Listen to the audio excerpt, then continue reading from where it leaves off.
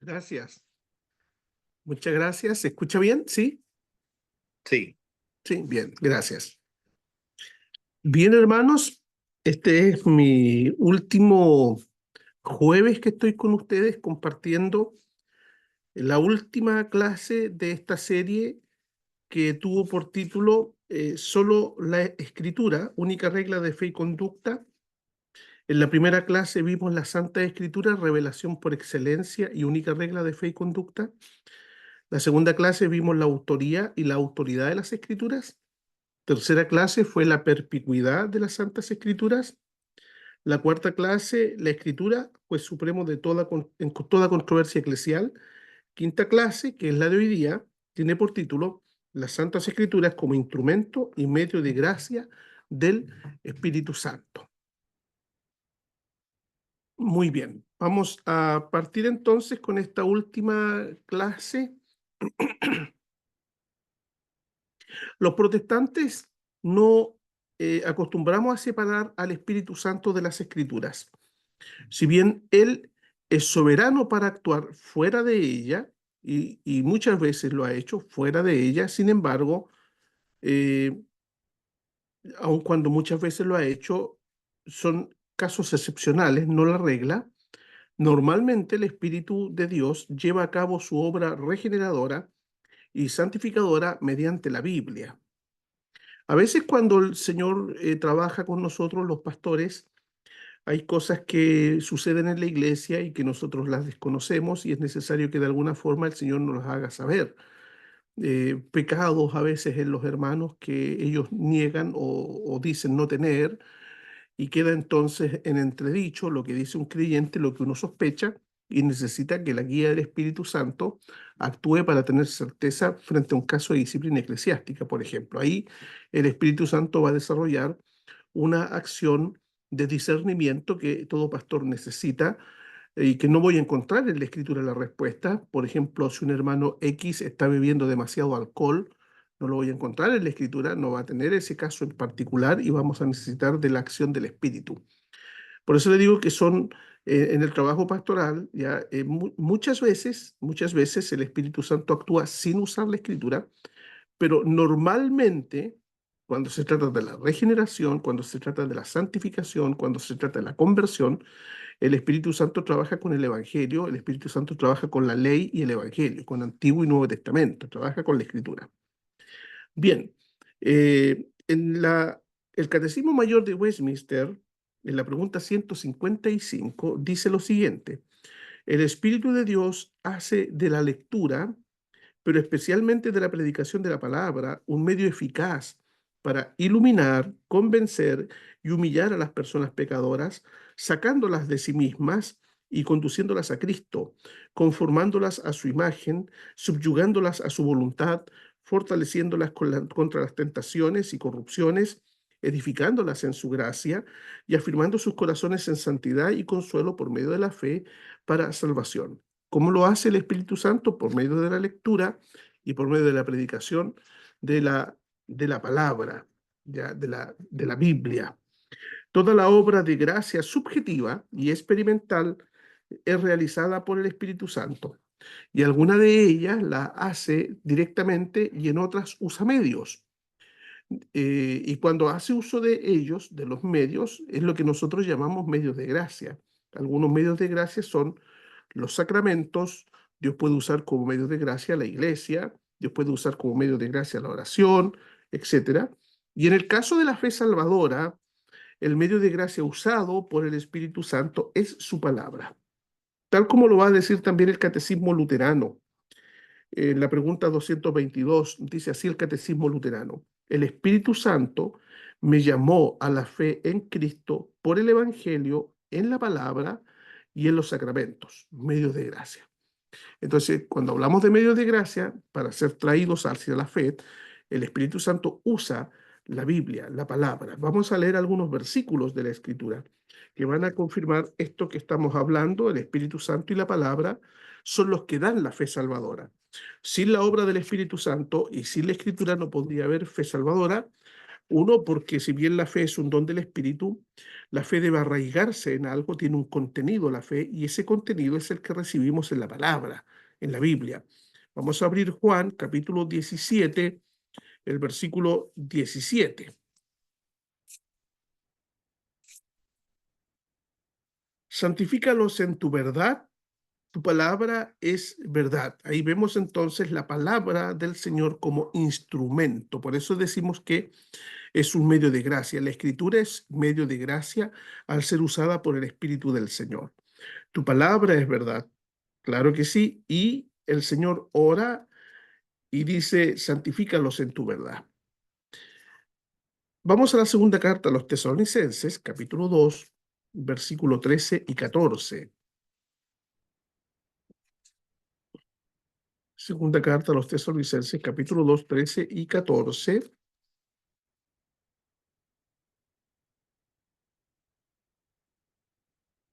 Pero nosotros siempre debemos dar gracias a Dios por ustedes, hermanos amados por el Señor, de que desde el principio Dios los haya escogido para salvación, mediante la santificación por el Espíritu y la fe en la verdad. A esto los llamó por medio de nuestro Evangelio para que alcanzaran la gloria de nuestro Señor Jesucristo. Ve, ahí encontramos nuevamente unida la palabra y el Espíritu.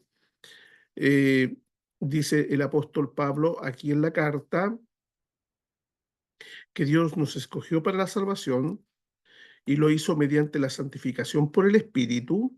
Él nos aparta, nos separa, y la fe en la verdad. Y esa verdad es esa a la que nos llamó por medio de nuestro Evangelio, para que alcanzásemos la gloria de nuestro Señor Jesucristo.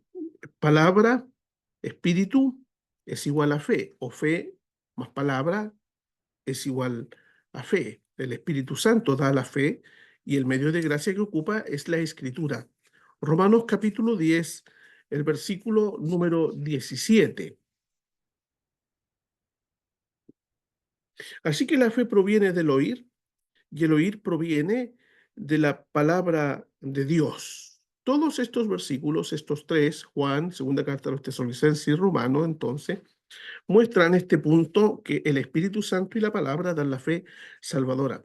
Sin la acción del Espíritu, no existe posibilidad que nuestra mente natural pueda comprender el Evangelio anunciado por la palabra. Y esto es lo que nuestros hermanos de la tradición reformada, primera carta a los Corintios 2:14, nuestros hermanos de la tradición reformada nos enseñan y tienen sin duda toda la razón de la inhabilidad total del hombre. ¿Dónde está esa inhabilidad? En la primera carta a los Corintios 2:14, el hombre natural no percibe las cosas que son del Espíritu de Dios porque para él son una locura y tampoco las pueden entender porque tienen que discernirse espiritualmente. Sin la acción del Espíritu no existe entonces la posibilidad que nuestra mente natural pueda comprender el Evangelio anunciado por la palabra.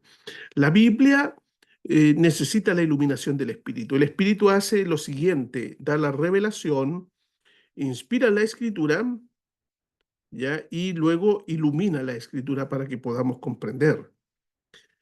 Las verdades espirituales son como los colores para un ciego. Por eso decíamos anteriormente que el Espíritu Santo no solo revela e inspira la Escritura, también debe iluminar nuestras mentes para que éstas se entiendan de manera salvadora. Como lo dice Edwin Palmer, un interesante teólogo, en su libro El Espíritu Santo, dice lo siguiente, nuestro hermano: para adquirir conocimiento verdadero, no basta pues poseer la clara revelación de Dios. El hombre también debe poder ver. Y precisamente ahí es donde entra también el Espíritu Santo. Da al hombre no solo un libro infalible, sino también ojos para que lo pueda leer. Es la tercera persona de la Trinidad quien ilumina la mente del hombre.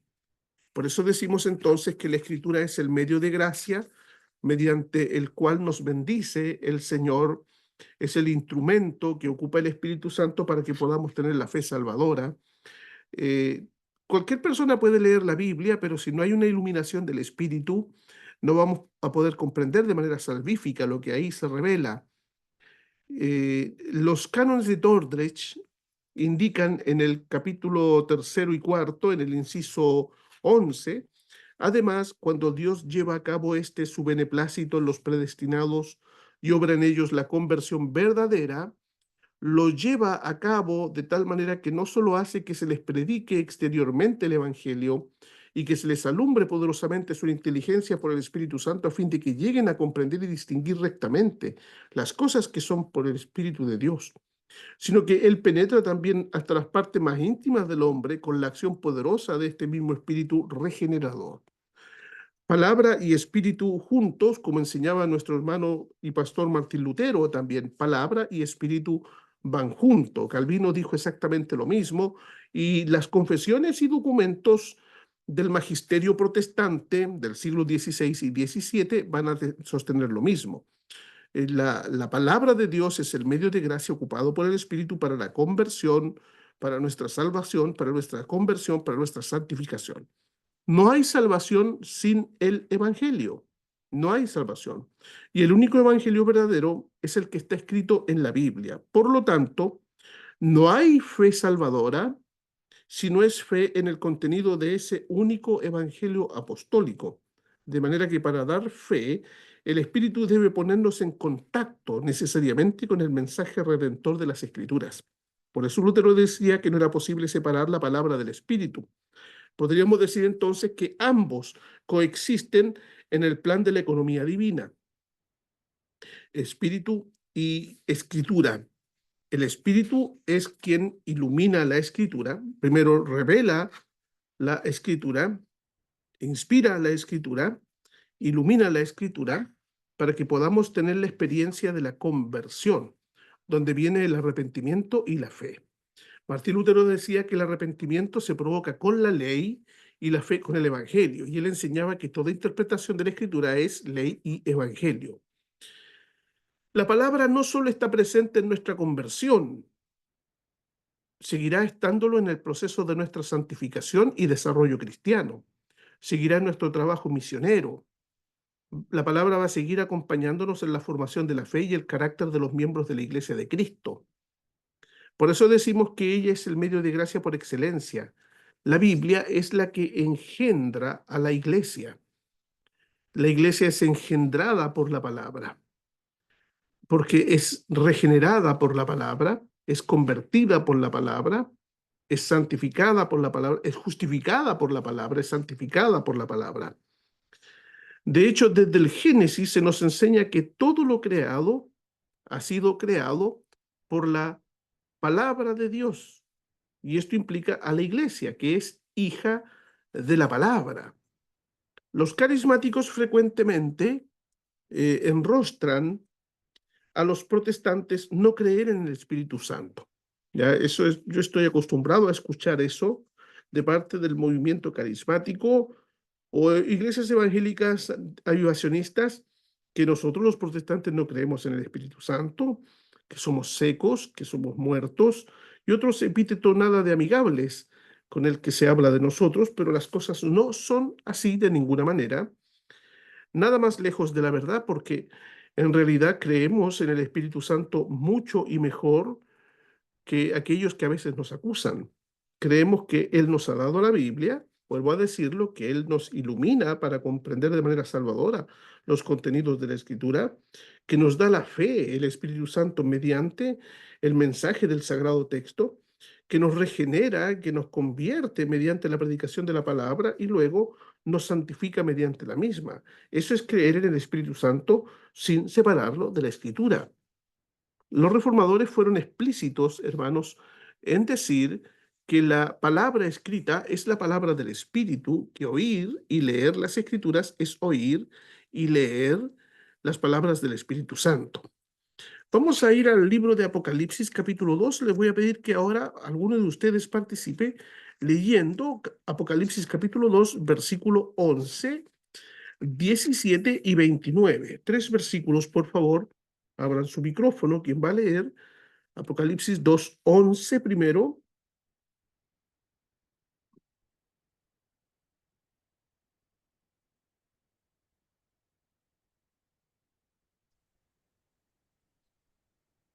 Pastor, 2:11. Bien, El que tiene oído, oiga lo que dice el Espíritu, dice a las iglesias. El que venciere no sufrirá daño de la segunda muerte. ya el 17.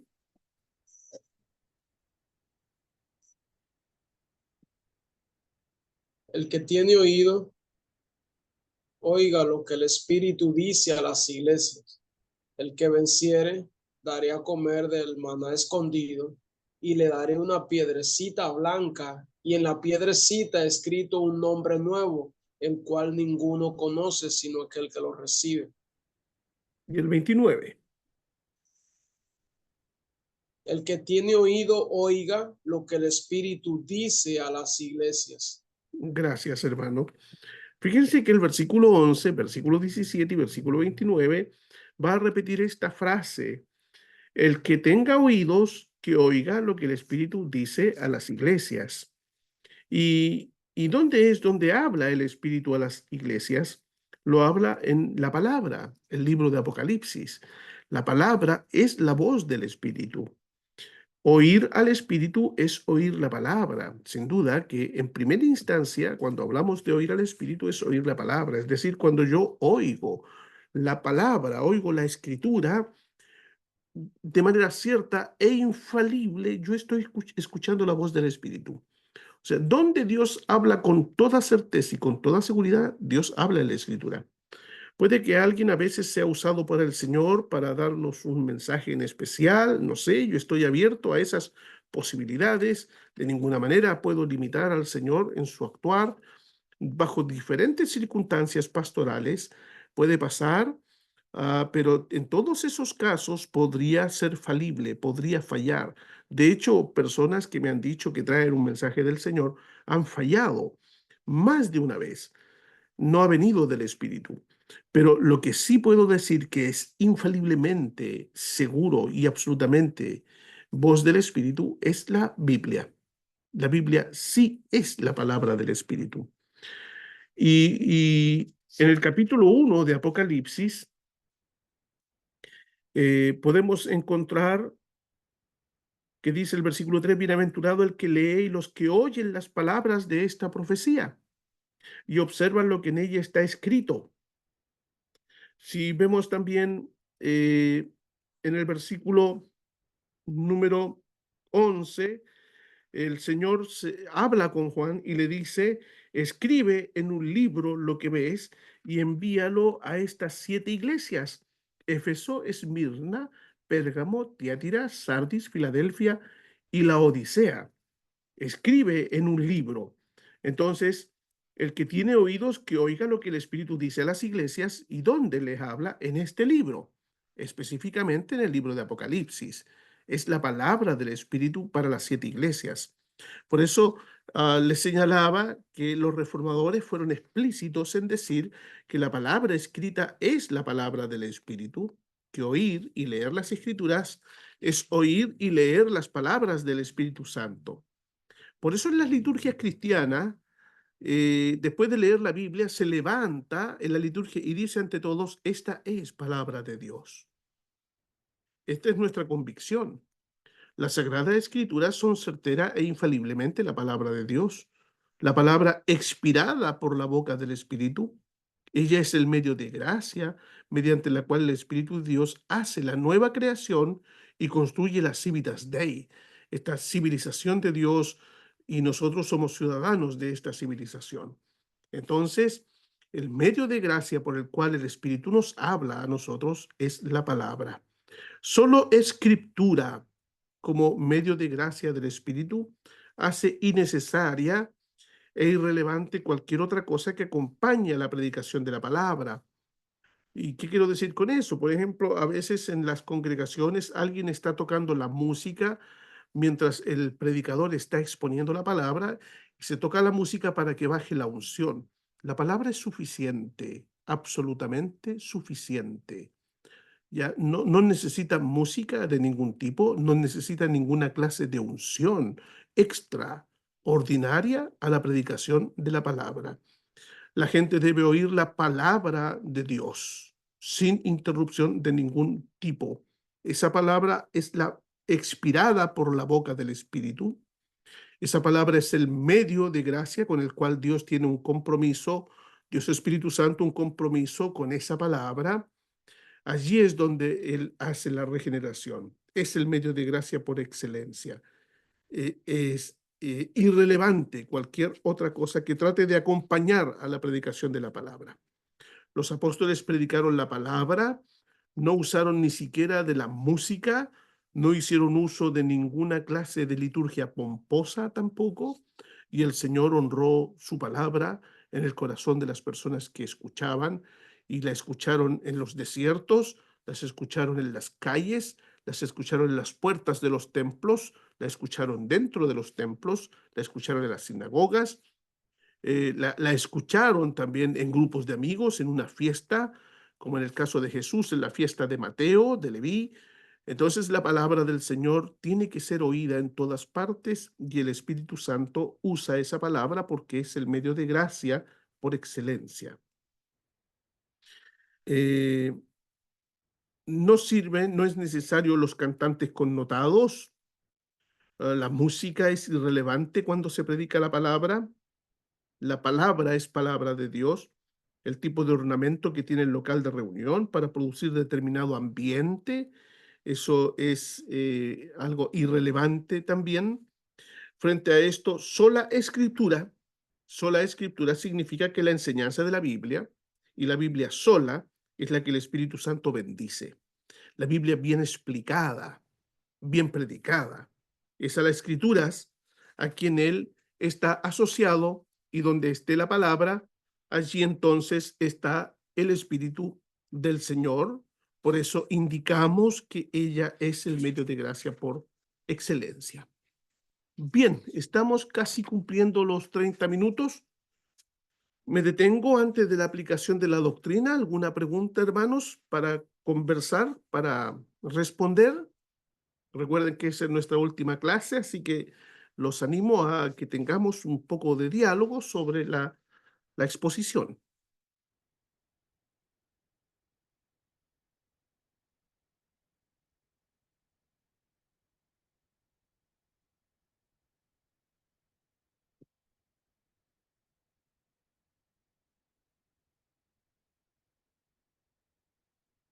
¿No?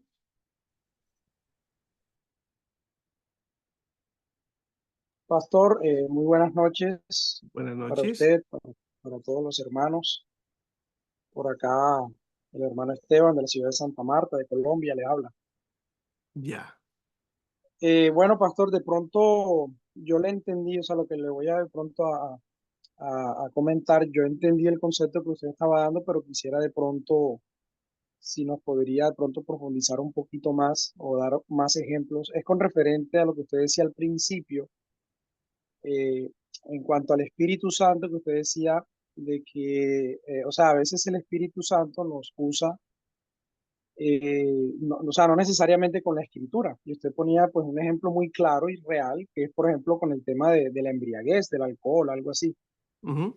Por lo menos en ese caso, bueno, ese es un ejemplo. Yo quisiera de pronto si tiene algún otro ejemplo o profundizar un poquito más en esa parte de cómo el Espíritu Santo nos usa sin la palabra. Ahora, yo le entendí lo que usted dijo, pero de pronto quisiera escuchar un poquito más acerca de eso. Ya. Sí. Eh, la O sea, manera o en qué otros casos eso puede pasar también.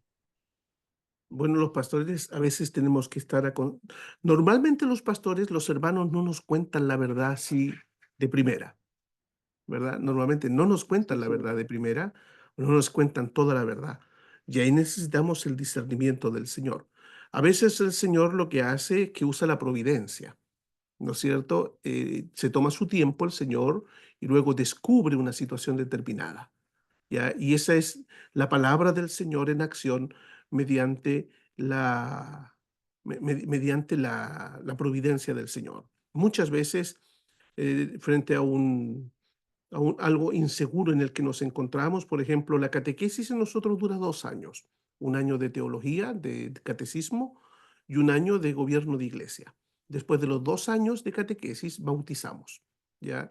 Yo estoy terminando ahora 2 años de catequesis y es probable que varios catecúmenos van a pasar a 3 años de catequesis antes de bautizarlos.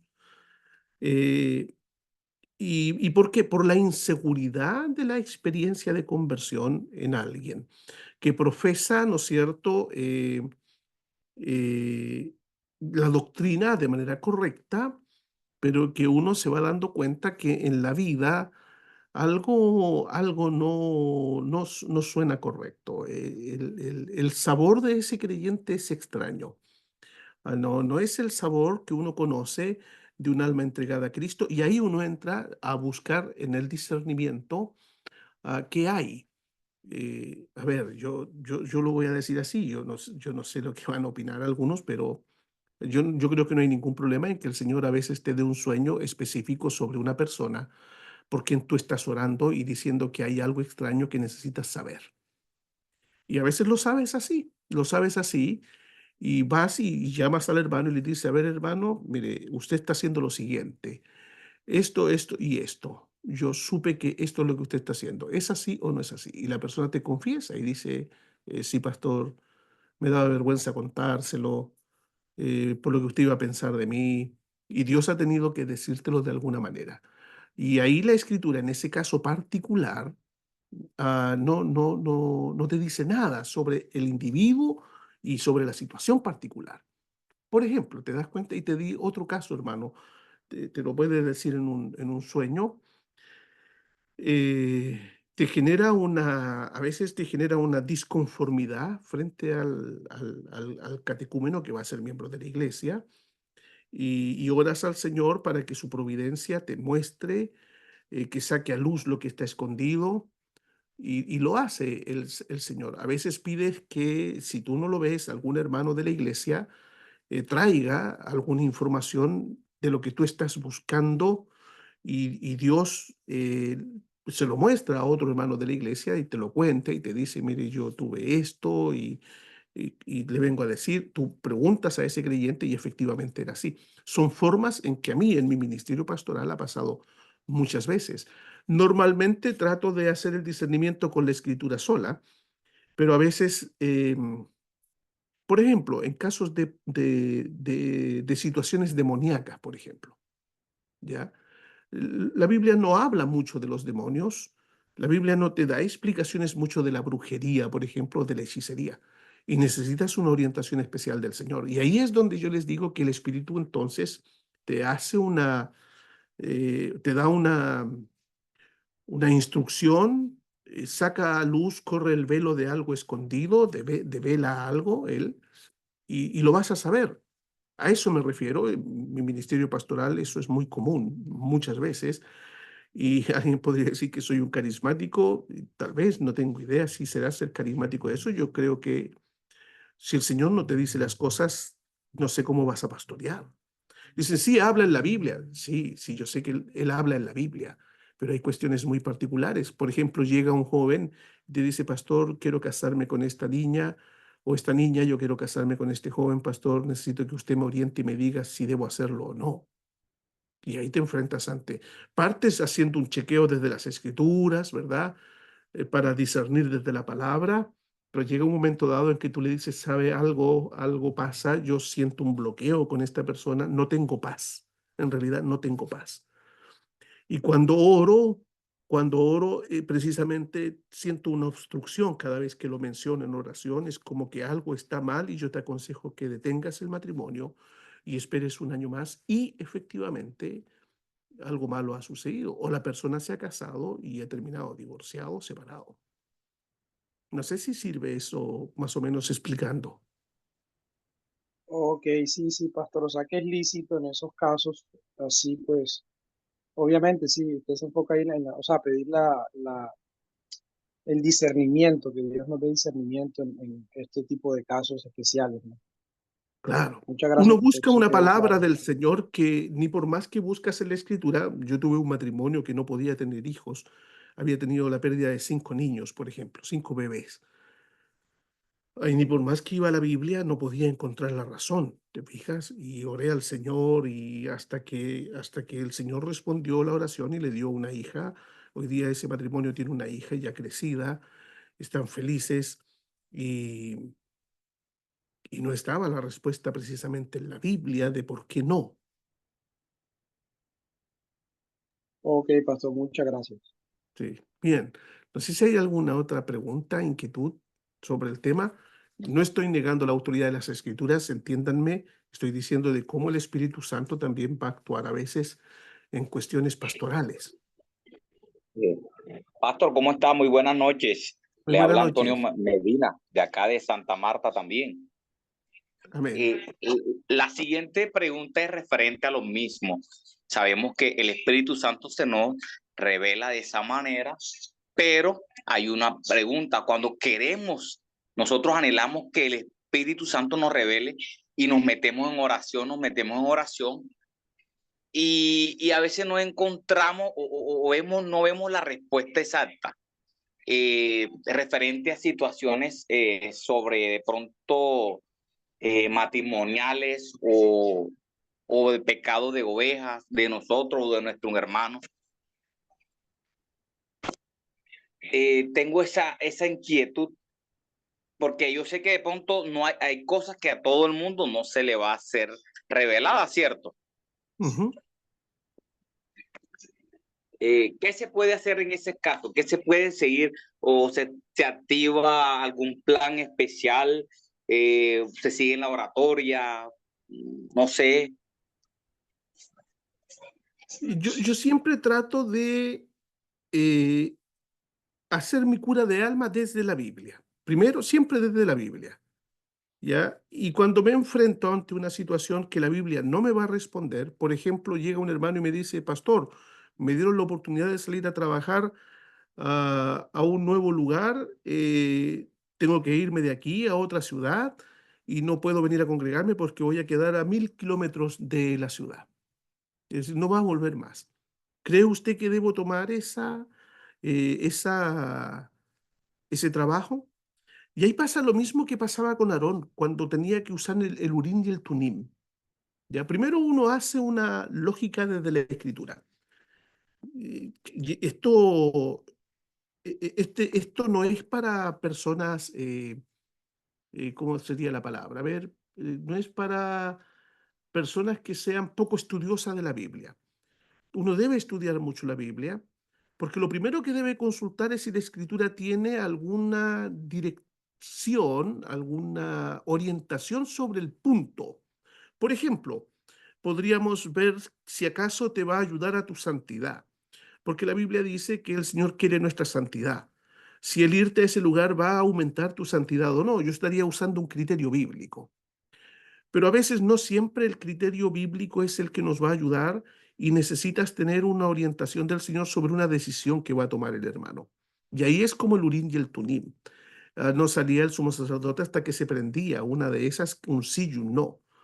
Y yo creo que ahí radica la tarea pastoral. La tarea pastoral consiste en que partes exponiendo a través de la escritura, pero si el tema es muy específico y no sabes, porque no lo sabemos todo, mm, tal vez todo esté en la escritura, pero uno va aprendiendo a conocer las herramientas que hay en la escritura, va aprendiendo a usar los textos de la escritura y a veces no sabes cómo se hace. Tal vez sí esté en la escritura, pero tú no sabes. Yo creo que Dios no se va a hacer problema cuando tú honestamente quieres encontrar en la escritura una verdad, pero no tienes la pericia de usar la Biblia como elemento de discernimiento. Dios no va a hacerse un problema con ello. Ya Dios te va a mostrar de alguna manera lo que estás necesitando saber como pastor. Él te pone al cuidado de la grey y hay cosas que tú no sabes y que necesitas que Él te las diga y hará de alguna forma llegar ese conocimiento a ti.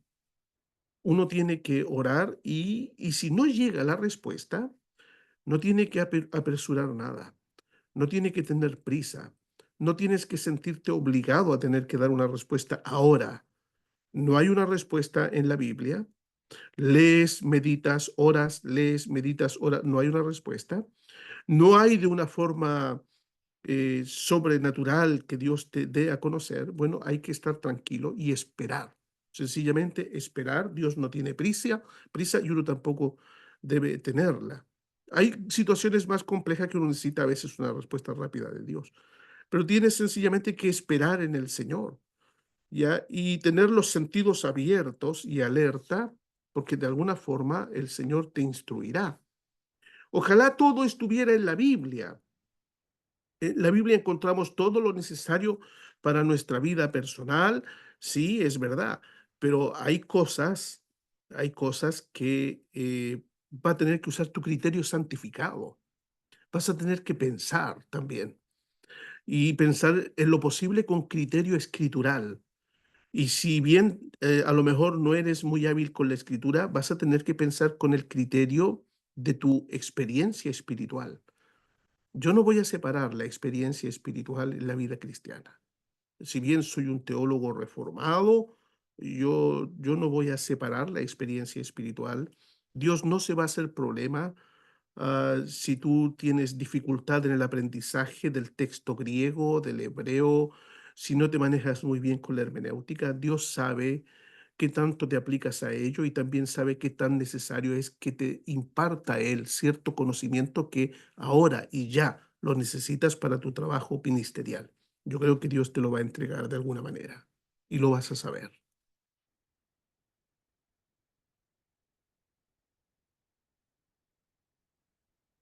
Muy bien. Hay un amo interior, hermanos. Yo leía una historia hace un tiempo atrás, me gusta mucho, lo dejé en un libro que escribí, que se llama La nueva vida en Cristo, de un misionero en la China que pasa durante una noche en un cerro, se detiene en una casa, en un cerro, y pide alojamiento para continuar con su viaje al amanecer. Y las personas lo aceptaron, le dijeron, le sirvieron un café y él los evangelizó. Le sirvieron un té, él los evangelizó y les dejó una Biblia de regalo y él se fue al día siguiente. Ellos vieron que el misionero bendecía la mesa cuando iba a comer y cuando el misionero se fue, el jefe de casa, el marido, el esposo, le dijo a la esposa, bien, vamos a darle gracias a Dios. En una noche tú no tienes toda la doctrina, no aprendes hermenéutica, no sabes hacer exégesis. Y dijo, bueno, vamos a dar gracias a Dios. Y fue a dar gracias a Dios este dueño de casa y no pudo hacerlo porque sintió que algo andaba mal en la mesa. Y le dijo a la esposa que, no, que era muy raro, que algo lo hacía sentir incómodo. Y le dijo, a lo mejor está en este libro. Y la historia cuenta que fueron al libro y se pusieron a buscar. Imagínate buscando en la Biblia por qué no podían dar gracias al Señor en la mesa. No encontraron nada, volvió a tratar de orar, no pudo y observó que había una botella de vino en la mesa. Él acostumbraba a beber y estaba esa botella de vino en la mesa y dedujo, tal vez sea esto. Lo tomó, lo hizo a un lado y dio gracias al Señor sin problema. Y aprendió algo. Pasaron los meses, se encontró con el misionero en otro pueblo de la China y le contó la experiencia. Y le dijo, cuando usted se fue, hermano, le dijo, yo traté de bendecir la mesa y no pude. Y el amo interior me dijo, ¿dónde estaba el problema? Yo creo en el amo interior. Yo creo en el amo interior. Y mucho de mi ministerio lo entrego en manos del amo interior. Yo creo en este mapa que es la Biblia, pero cuando mi mente no logra entender lo que está en el texto, cuando mi memoria falla y cuando no soy tan diestro en la escritura, Dios sabe que mi trabajo quiero hacerlo honestamente y con toda la efectividad posible y recurro en oración, confesando mi ignorancia, mi incapacidad, mi inhabilidad muchas veces, pero el hermano necesita una respuesta. Y ayúdame, Señor, por favor. Y caramba, que Dios increíblemente te ayuda y te auxilia. Y, y eso sucede a veces. Sucede. Por eso lo señalé en esto, si bien la Biblia, la norma Ya regular es que el instrumento ocupado por el Espíritu Santo es la Escritura, la norma regular. Hay ocasiones en que Dios te va a guiar de otra manera. ¿Sí?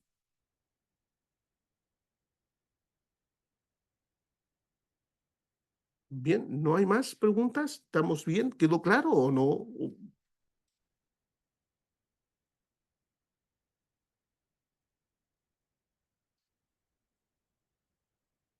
¿Bien? Sí, pastor, muchas gracias, ¿Sí? pastor. Creo que nuestro hermano Lázaro está teniendo problemas con la conexión, pero acá, pastor, hay una pregunta que hace nuestro hermano Esteban Gómez. Dice, pastor, los objetivos de la alabanza, aparte de la gratitud, ¿cuáles son o cuáles serían otros objetivos aparte de la gratitud? Bueno, la alabanza busca principalmente la adoración al Señor, ¿no es cierto? Y principalmente son en la metodología del aprendizaje, es la doctrina cantada. Cantamos la doctrina cristiana, aprendemos la doctrina cristiana por memorización, la aprendemos en el catecismo, la aprendemos memorizando la Biblia y la aprendemos cantando. ¿Ya? El culto es bibliocéntrico normalmente, la liturgia es cristocéntrica, cantamos la alabanza. Y va a depender, porque vuelvo al punto de algo respecto, por ejemplo, a casos de posesiones demoníacas, ya digamos de demonización, para usar un término bíblico que no está. La demonización, a veces tú cantas al Señor para sacar a esa alimaña que está guardada y escondida allí y que detesta la adoración. Entonces, depende del contexto, va a hacerse la adoración. Pero cuando estás predicando la Biblia, cuando estás predicando la palabra del Señor, ya la música no viene al lugar, no viene al lugar, no corresponde. Debemos confiar en que la palabra del Señor es la espada que el Espíritu usa y va a hacer aquello para lo cual Dios la dispuso. Ella es eficaz en sí misma. Muy bien. Listo, pastor, muchas gracias por su respuesta. También tenemos otra pregunta, pastor, aprovechando. Ya. Nuestro hermano Esaú Araujo de El Salvador está haciendo la pregunta: ¿por qué es importante la predicación expositiva para los reformados? Bueno, la explicación expositiva para los reformados, algunos reformados, no todos, es porque Juan Calvino acostumbraba a hacerlo así. Algunos reformados, ya que quieren ser muy calvinistas, Calvino acostumbraba a ir en la predicación de versículo en versículo. ¿Ya? Y es un hábito, ¿no es cierto? Es un hábito que Calvino tenía. De hecho, cuando fue expulsado de la iglesia de Ginebra, y la historia cuenta que al volver, después de varios años, volvió el domingo y volvió para continuar en el mismo texto que había quedado cuando lo expulsaron de Ginebra. Así, a ese nivel. Entonces, que Calvino lo haya hecho así, muy bien, no hay ningún problema en la predicación, ¿no es cierto?, expositiva. Pero normalmente el pastor es como un médico y como médico debe operar a la iglesia de aquello en que está afectada o infectada. Y si te vas a poner a predicar expositivamente y te vas a hacer como que no ves el problema que está viendo en tu iglesia y no aplicas la palabra y no operas con la palabra, yo creo que vas a tener un problema en la iglesia. Entonces, yo creo que en el estudio bíblico sí, está muy bien hacer un estudio bíblico expositivo, pero el sermón dominical, igual que aquellos que hacen el sermón de acuerdo al plan de liturgia anual, y está amarrado a un calendario litúrgico, la predicación, oye, las necesidades de la iglesia son diversas y surgen en momentos distintos.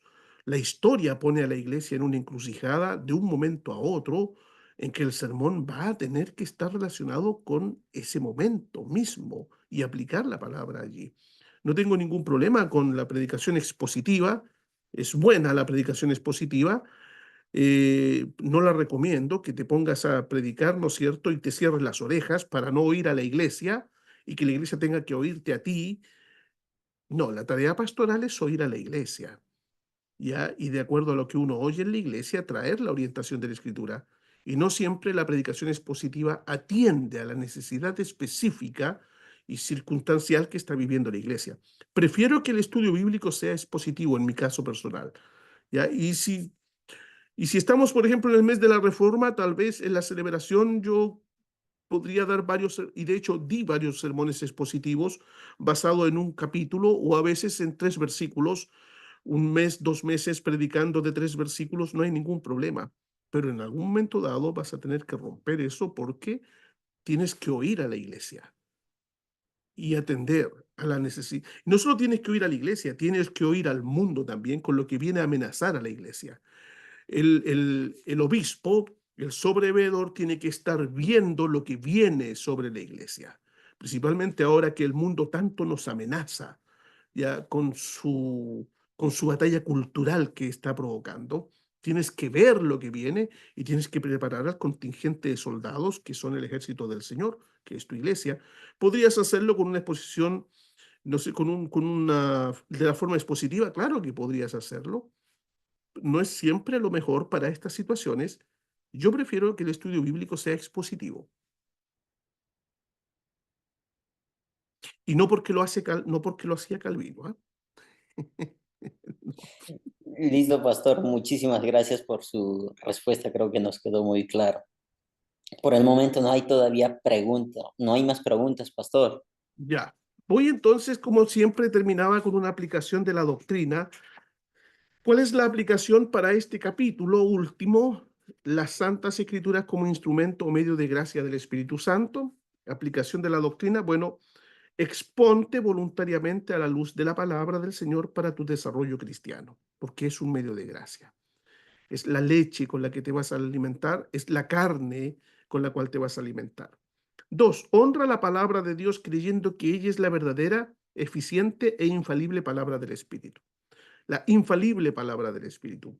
El Espíritu nos habla a través de nuestro pastor. Debe hablarnos a través de nuestro pastor. Nuestro pastor consejero, ¿no es cierto? Debe aconsejarnos con el Espíritu, ¿ya? Pero la palabra escrita es infalible. Así que mejor si su consejo viene desde una firme base doctrinal bíblica, una teología bíblica sólida.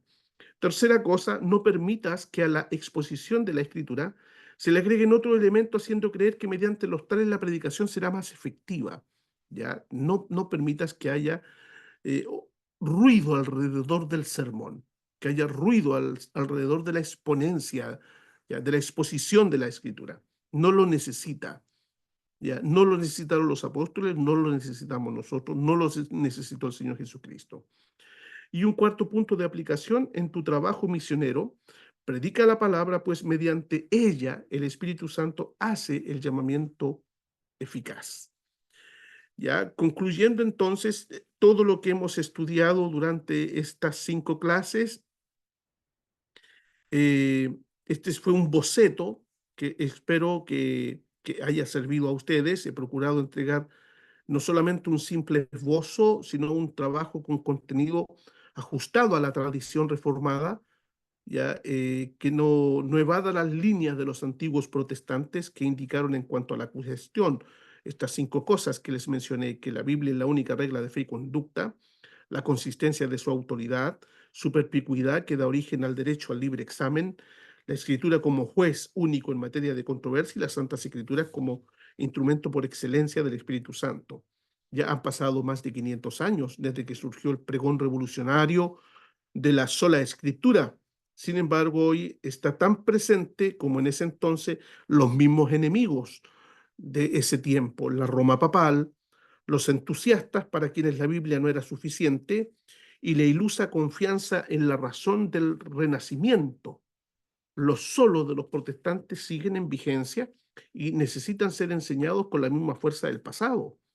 Deben ser parte del sermón dominical, de la catequesis, de la instrucción académica. Lo interesante de los otros 3 solus, gratia, fide y Christus, es que no pueden ser conocidos sino mediante la sola escritura. Para hablar de la sola fe, de la sola gracia y de solo Cristo, es necesaria la sola escritura. Esta es la principal razón de la revelación especial de Dios. Si el Señor no se nos revelaba de manera tan particular, la revelación general nunca nos habría podido enseñar el Evangelio, la revelación natural a través de la creación no nos habría podido enseñar la vida cristiana. Entonces, toda la construcción teológica, hermanos, de la iglesia es posible gracias a la revelación especial que nos fue entregada y que quedó allí plasmada en la Biblia. Indicar que la importancia del solo escritura aún está en desarrollo. ¿Por qué? Porque la consigna es una decisión de fe que está en permanente confrontación con las distintas cosmovisiones que nos van invadiendo a causa de la globalización, a causa de la tecnología, y tales miradas nos desafían con nuevos puntos de vista, nuevos ismos que van apareciendo, nuevas perspectivas filosóficas, nuevas ideologías. Y frente a todo esto debemos responder desde la más pura y estricta cosmovisión bíblica. La cristianización que necesitamos debe ir más allá, mucho más allá de un simple barnizado de las 4 leyes espirituales, por ejemplo. La reforma no se satisface si no es con un cambio global. La reforma no se satisface si no es con una cosmovisión cristiana que impregne la esfera de la vida toda. Y para ello contamos entonces con el instrumento apropiado, capaz de reformarlo todo, de recrearlo todo, que es la Biblia y solo la Biblia, la palabra de Dios. Muy bien, creo que hasta aquí hemos llegado. Si hay alguna pregunta final para responder, hermanos, antes de despedirme. Pastor, muy buenas noches. Buenas noches. Bueno, de una manera muy breve, como un simple comentario a la pregunta que decían por qué era tan importante la predicación expositiva para los reformados. De manera así muy abreviada, la predicación expositiva es presentar, o sea, el trabajo del predicador es presentar o transmitir exactamente el mensaje que quiso transmitir el autor, ¿cierto? Esa es la tarea. Él no tiene que inventar nada, agregarle nada, sino que es un pregonero de transmitir el mensaje tal cual como está ahí, sin agregarle nada. El objetivo, por ejemplo, principal, en el caso de la Iglesia Bautista a la que pertenezco, una Iglesia Bautista reformada, el objetivo siempre es presentar a Cristo, ¿cierto? Encontrar a Cristo en las Escrituras. Esa es la tarea de cada predicador. Entonces me parece que Cristo es suficiente. Estoy totalmente de acuerdo con lo que usted decía, que hay algunas necesidades en las cuales tenemos que predicar en contra de ella, la Agenda 2030, la agenda de la comunidad LGTBI, todo lo que se avecina contra ataques contra la iglesia, ¿cierto? Sí. Pero Cristo es altamente suficiente, exageradamente suficiente contra todo. Entonces, la presentación de Cristo en cada sermón es, por así decir, un antídoto. Al presentarme a Cristo, me ayuda en todo, en el problema familiar, en la situación del trabajo, en todo. Era simplemente eso, pues, pastor. Muchas gracias. Bien, bien, gracias, pastor. Muy bien, hermano, sí.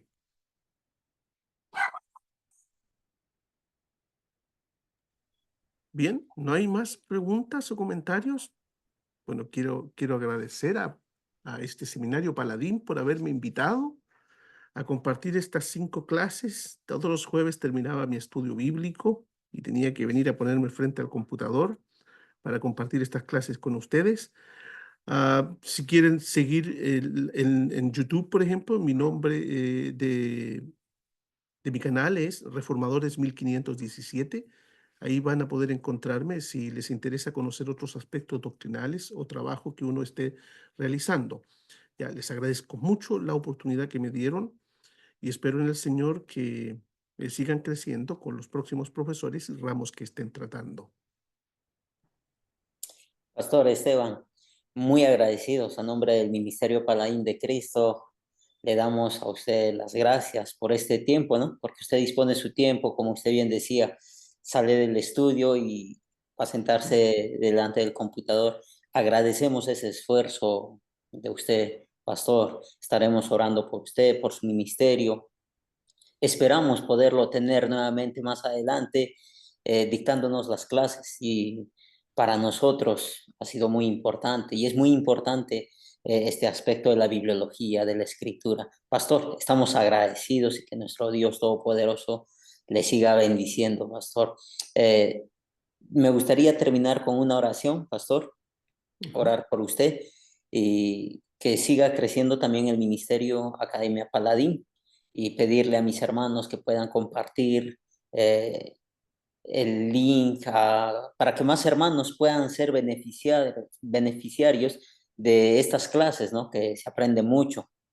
Y decirle también a mis hermanos que tal vez no se han inscrito, que se puedan inscribir para el siguiente curso que va a iniciar ya la siguiente semana. Pastor, me gustaría orar para ya ir terminando. Oremos, mis amados hermanos. Dios santo, Dios bendito, muy agradecido, Rey de Reyes, en esta hora nos acercamos a tu presencia para darte gracias en primer lugar porque es por tu soberanía que se ha dispuesto este tiempo para poder aprender más de tu palabra y conocerte más a ti. Señor, estamos muy agradecidos porque muchos hermanos de diferentes lugares, de diferentes países, se pueden unir a través de esta plataforma para aprender más de tu palabra. También agradecemos por nuestro pastor Esteban, que ha dispuesto de su tiempo para poder dictarnos estas clases. Dios bendito, te pedimos que seas tú bendiciendo su ministerio, bendiciendo a su familia. También, Dios, te pedimos por aquellos hermanos que se conectan desde muchos lugares de diferentes países, que tú también bendigas su ministerio, bendigas sus iglesias, bendigas su familia. Oramos muy agradecidos, Padre, en el nombre de tu Hijo amado Jesús. Amén.